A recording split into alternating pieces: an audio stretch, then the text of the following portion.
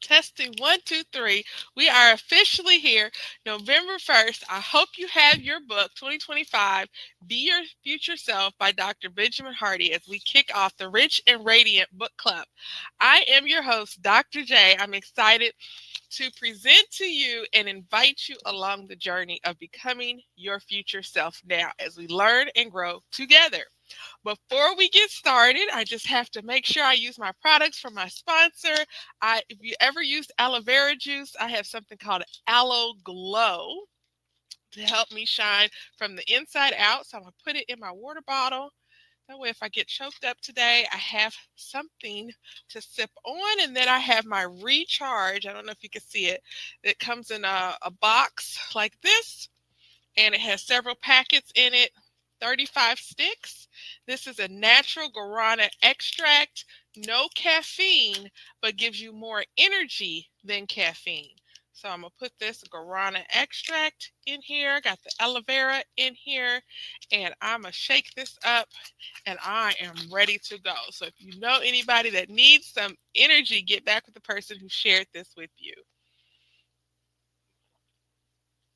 who shared this link with you. Okay, be your future self. We're going to finish the intro because we have been reading the intro until we actually got to part one. When you commit 100% to what you want and know the end result is already yours, there will be a growing body of evidence about the future you're creating. There will be a growing body of evidence about the future you are creating. You'll stop associating pain with the work and change is required for your goal. Instead, you'll associate pain with not making progress towards your dream. You'll associate pain with the short-term dopamine hits that were once your escape. You'll be far more courageous. You'll develop mentorships and collaborations with like-minded people. Your mindset, beliefs, and mental models will change, and you'll see the world far differently than your former self. Your results will improve. As leadership experts Jim Dethmer, Diana Chapman, and Kaylee Klemp state, commitment is a statement of what is. You can know what you're committed to by your results, not by what you say your commitments are.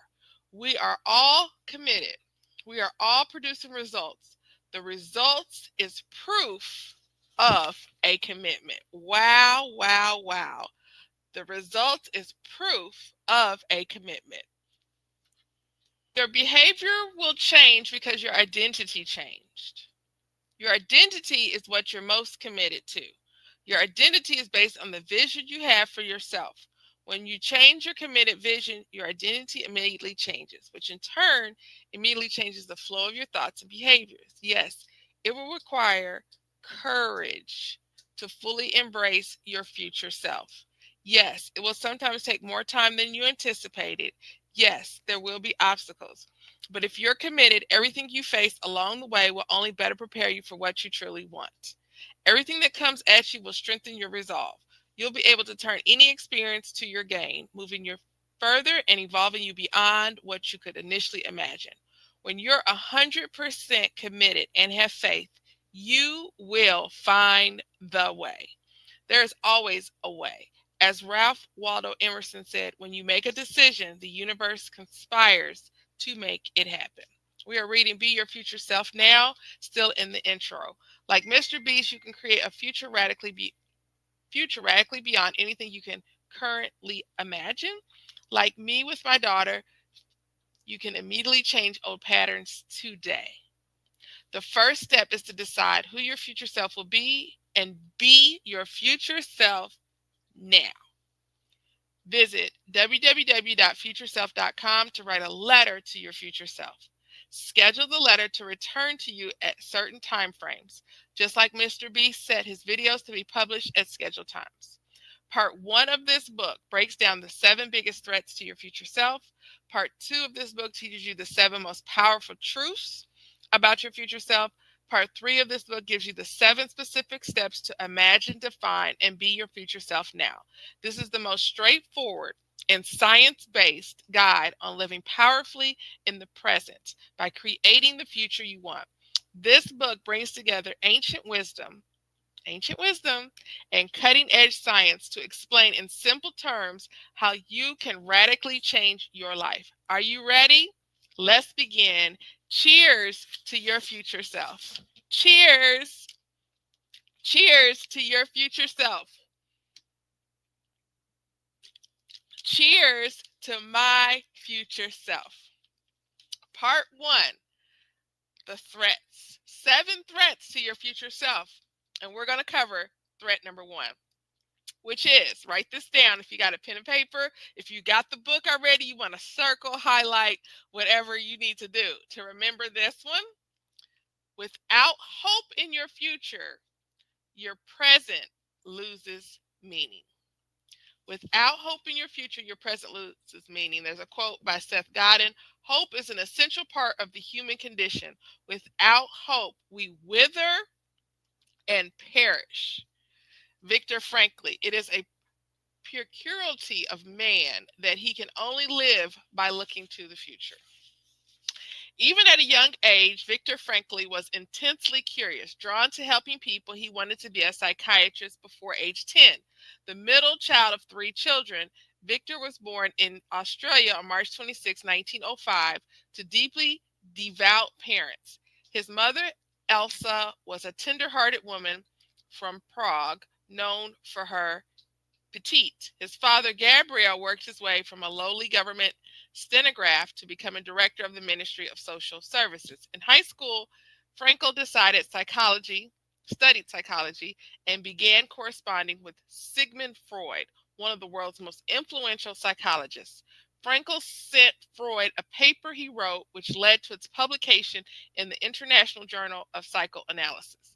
In 1925, a year after graduating college, Frankl preferred the thinking of Alfred Adler, another influential psychologist who worked with Freud before the two parted ways. Adler's theories focused on community and social reform, and aimed at helping the individual overcome their own inferiority complexes to reach a stage of internal and external superiority. During that same year, Frankl published another article that explored the frontier between psychotherapy and philosophy, focusing on the importance of meaning and values. These topics became the central subject of his life's work. When Freud,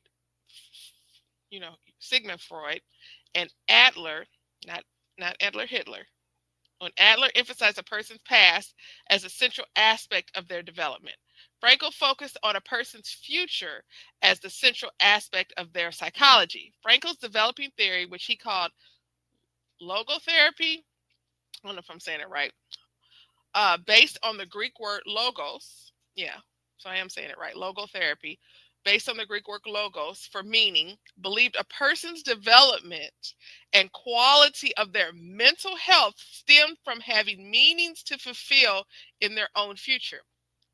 While completing his doctorate in medicine in 1928 and 1929, Frankl organized cost-free counseling centers for teenagers in 7 cities, which resulted in a significant drop in the number of student suicides.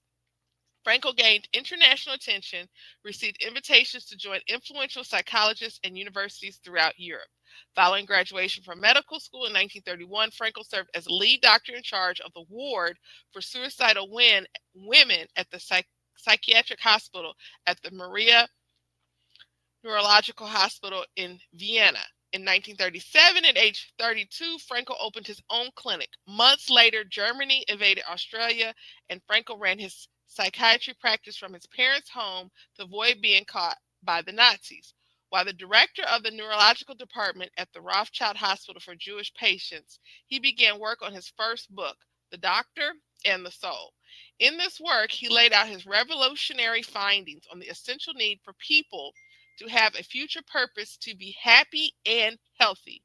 In 1942, Frankl married Tilly Grosser, a nurse he'd met while working at Rothschild Hospital. He wrote his book throughout that year until he became pregnant months after being married. Frankel and Tilly, as well as his parents, were arrested and brought to the concentration camp. Or maybe it was Adolf Hitler. At Theresienstadt terrorism camp in present-day Czechoslovakia Republic. 6 months later, his father died of starvation and exhaustion.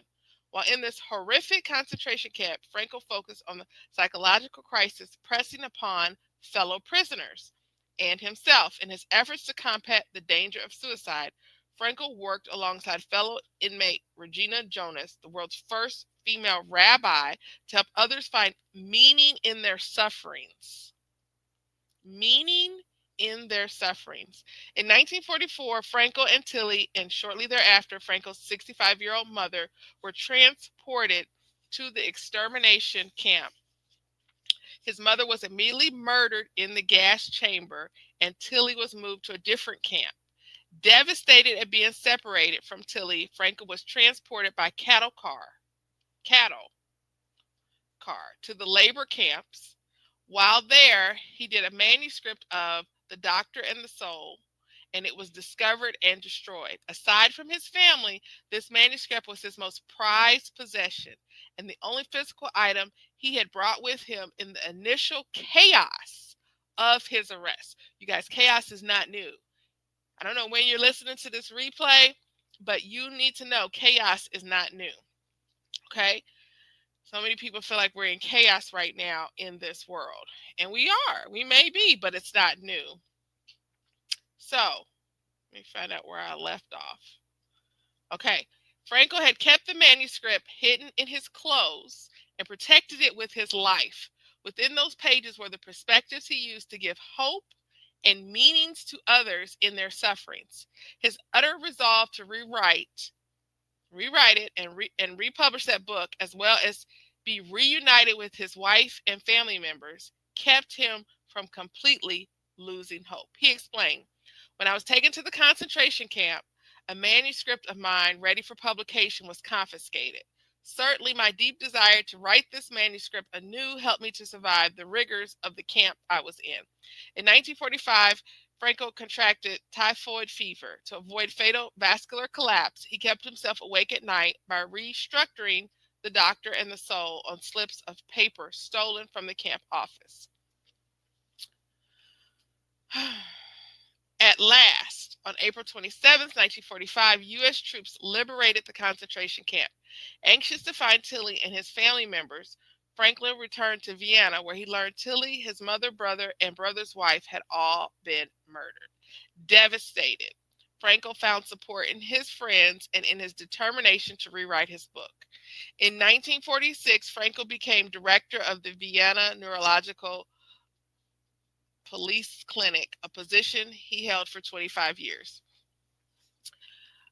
He completed The Doctor and the Soul, including an additional chapter on the psychology of the concentration camp, one of the first books published in post-war Vienna. The first edition sold out within days. Frankel spent 9 days dictating his experience in the concentration camps as his most famous work, Man's Search for Meaning. Throughout 1946, he gave public lectures explaining his central thoughts on meaning, resilience, and the importance of embracing life, even in the face of great adversity. Frankel married again, published many books, and developed his therapies based on having a meaning towards one's future. Frankel was and is one of the most important people of the 20th century, Man's Search for Meaning. I do have that book. Man's Search for Meaning sold tens of millions of copies, providing hope and healing to many people. In Man's Search for Meaning, Frankel repeatedly shared the words, "He who has a why to live for can bear almost any how." I'll read that again. He who has a why to live for can bear almost any how. From Frank's perspective, a clear future is essential in all circumstances, clear, and critical in trauma. The most fundamental threat to a person's future self is not the loss of freedom, but the absence of purpose and meaning. His story provides a startling illustration of how serious these three threats can be. Lose the purpose for your future and you die in the present. Threat number one, without hope in your future, your present loses meaning. So what do y'all think about that? Huh? Y'all gonna put some comments? Let me know what was a big nugget for you right there. What was a big nugget for you? Your vision of where or who you want to be is the greatest asset you have. Without having a goal, it's difficult to score. While in the camps, Frankel could predict with extreme accuracy when a fellow inmate would die. Once purpose was extinguished in a fellow prisoner, Frankel watched as the glow of life left their eyes. No longer willing to share their small piece of daily bread, they disconnected from others, impulsively seeking short-term dopamine to numb themselves from the pain of the moment. The loss of purpose led to the death of the body. Without meaning in their suffering or hope to move forward, happiness was impossible. In the absence of purpose, the present experience became a prison to be escaped, either by thoughts of the past, suicide, or another form of deterioration.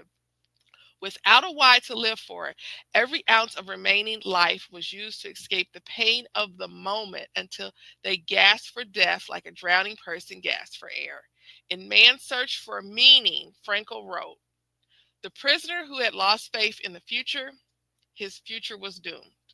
With his loss of belief in the future, he also lost his spiritual hold. He let himself decline and became subject to mental and physical decay. Those who know how close the connection is between the state of mind of a man, his courage and hope or lack of them, and the state of immunity of his body will understand that the sudden loss of hope and courage can have a deadly effect. Any attempt at fighting the camp's pathological influence on the prisoner by therapeutic methods had to aim at giving him inner strength by pointing out to him a future goal to which he could look forward. Instinctively, some of the prisoners attempted to find one on their own. It is a peculiarity of man. What are you chewing on? Oh, okay. Make sure my dog wasn't chewing on something they're not supposed to be. Instinctively, some of the prisoners attempted to find one on their own. It is a peculiarity of man that he can only live by looking to the future sub, and this is his salvation in the most difficult moments of his existence. Frankel's use of the statement sub specie aeternatus is important.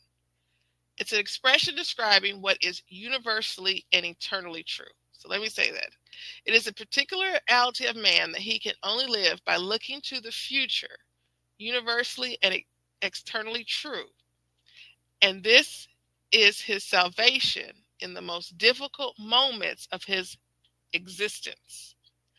Frankel, of all people, would not use that term lightly.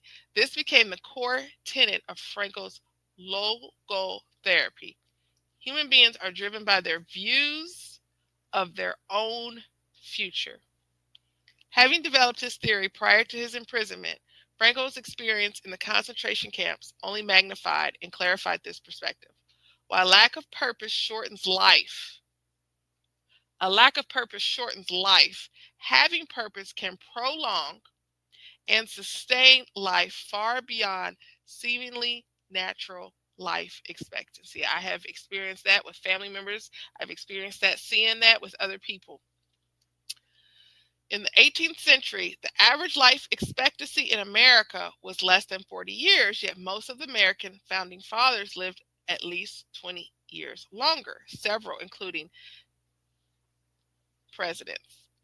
past presidents lived into their 80s. That would be like 3 friends living to age 110 today, when 75 is the current life expectancy. So purpose provides an unparalleled life force, vibrancy, and zest. Frankel's purpose was to survive the camp so he could rewrite and publish his book.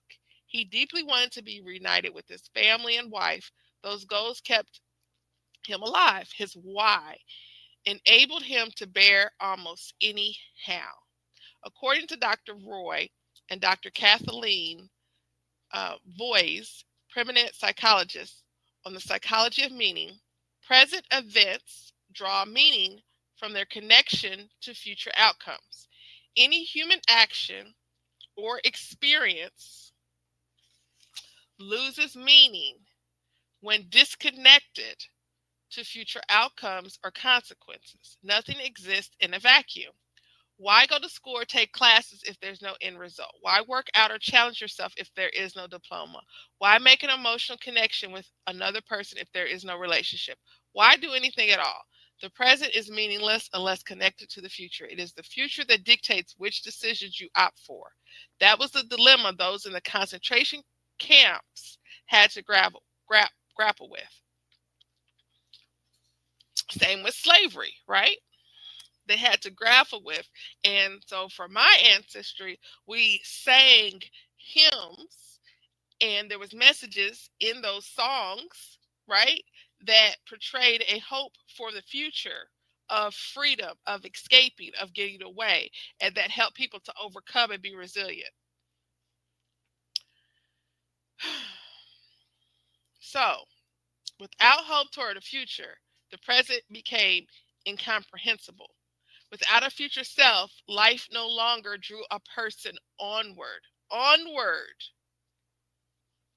They literally lost their minds. Frankl stated,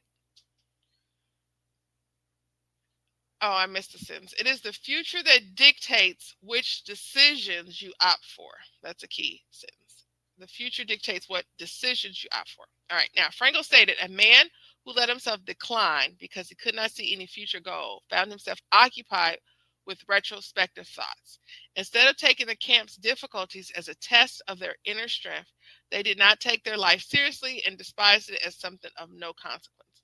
They preferred to close their eyes and to live in the past. Life for such people became meaningless. For Frankl, hope and purpose toward your future is the essential foundation to a meaningful and functional life. Without hope, people's psychology unravels and distorts. Individualistic and socially distant, those without a future stop finding ways to make life better. They become pure victims of external circumstances with no agency over their lives.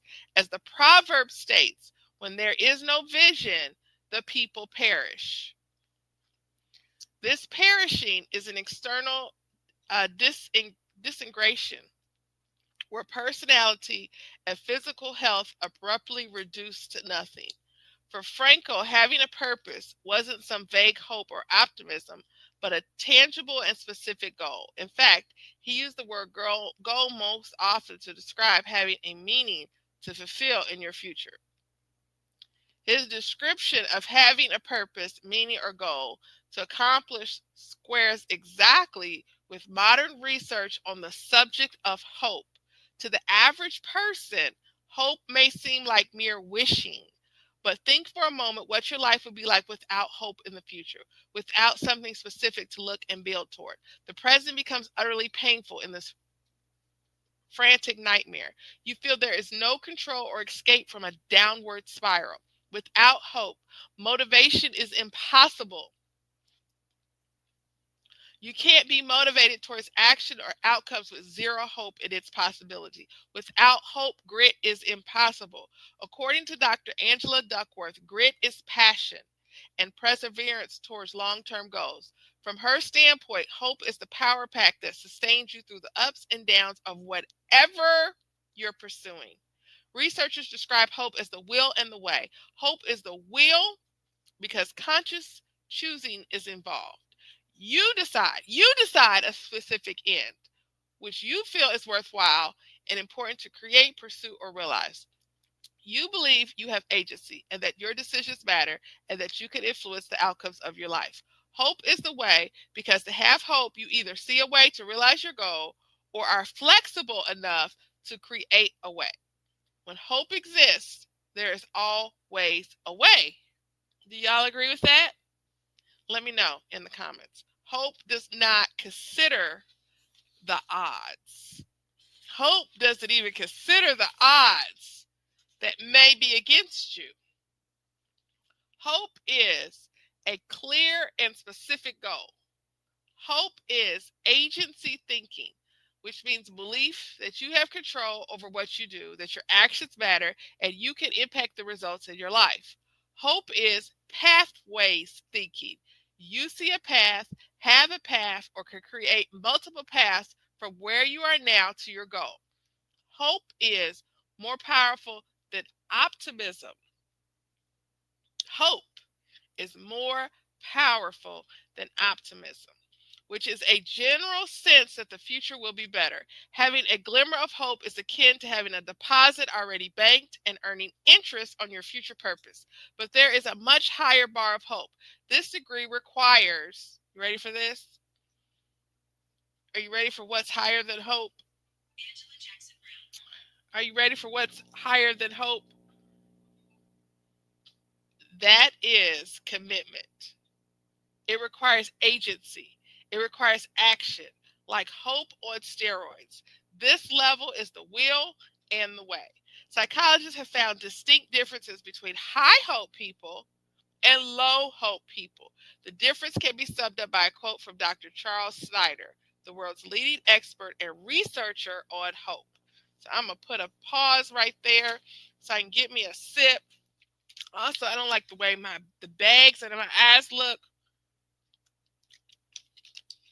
And I have something that I got hope for that's going to help me. So let me see if I can find it.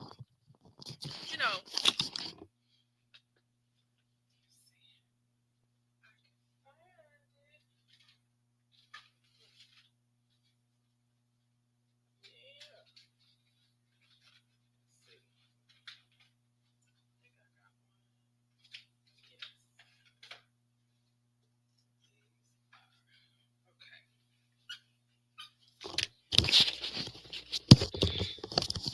us women, we're self-critical, so I'm going to take a pause for our sponsor and put on my eye gel patches, which I need to start putting these in the refrigerator because they help take inflammation out your eyes.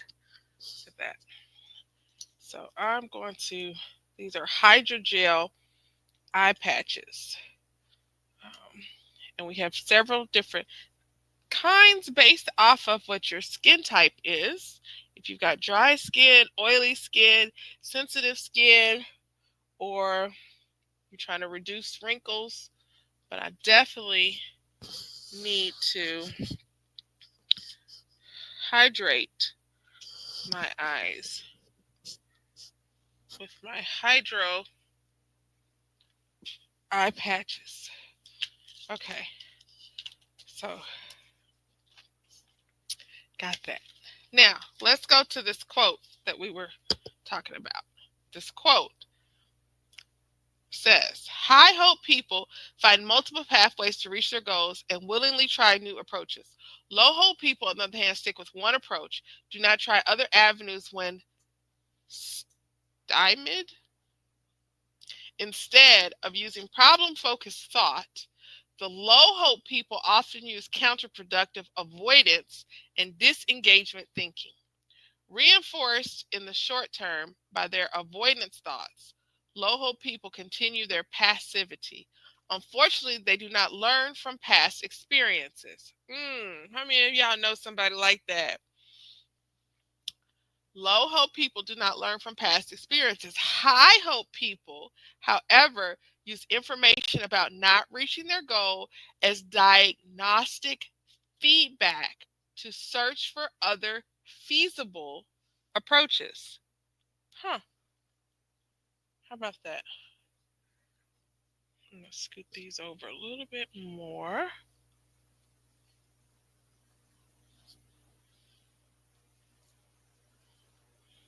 And really, you could put these the other way. I like wearing mine like this, okay? You might wear this part and put it here and this part here. It depends on what your focus area is. High hope people commit 100% to a specific result, while their goal is unwavering. They remain highly flexible in the process or path to achieve their pursuit. Dr. Angela Duckworth distilled an explanation of human maturity. According to her research, people get grittier as they age. To be gritty, you've got to stick with something for a long time, overcoming setbacks and obstacles along the way. Someone who switches from goal to goal cannot gain that vital grit. Well, I don't know about that, because even if you switch from goal to goal, you're still gaining grit because you're still keep going and you didn't stop. Well, anyways, I'm not the expert, so let me get back to the book. To be gritty, you got to stick with something for a long time. An athlete who switches from one sport to another isn't gritty. Grit is sticking to one thing for years or even decades. A second aspect of grit and maturity is just as important. Maturity comes by committing to a specific long-term goal. Almost finished. And regularly switching out or upgrading pathways or systems. Upgrading the systems they're using to realize the overachieving goal. This is good, y'all. To be a high hope person, you commit to the goal, not the process. That's what they say. Okay? You don't get stuck in your current way of doing and thinking. I think you have to commit to the goal and you have to commit to the process. You don't get stuck in the current way of doing and thinking. Patiently, persistently, you adapt and find new and better ways to get where you want to go. As Franklin knew, hope is rooted in a clear purpose for your future. A high hope person like Franklin himself remains committed 100% to a pursuit and 100% flexible around the path to achieve their goal. In the absence of a clear purpose for your life, your critical thinking to find ways deteriorates into finding excuses. After all, without hope, nothing really matters anyway. Huh. Wow. I mean, that's true. That's where you find people being very suicidal. So we want to help prevent people from being suicidal. We want to help people have hope. We want to give them purpose. We want to give them a vision, a better identity to tap into power of themselves. And so join me on an amazing journey. Make sure you subscribe, like, as we read this book, Be Your Future Self. Because the first fundamental threat to your future self is not having hope in your future.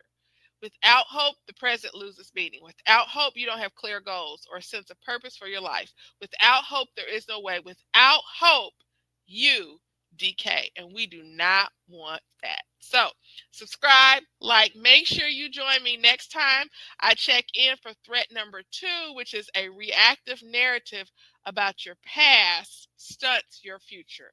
A reactive narrative about your past stunts your future. So that was an amazing start to our book club today, November 1st, 2025, about the very first threat and the encouragement for us to know our why and for us to, have hope.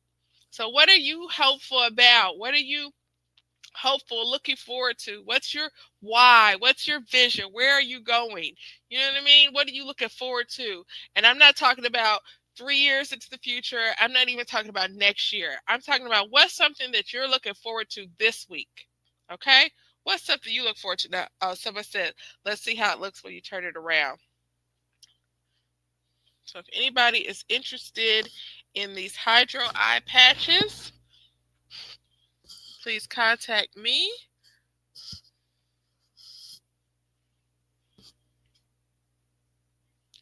That's how it looks when you wear it the other way. So it just depends on how, how much you need to work on your under eye bags, right? And a lot of it is hydration as well. So you can't just work on the outside and you're not doing anything for the inside. So beauty on the outside, beauty on the inside.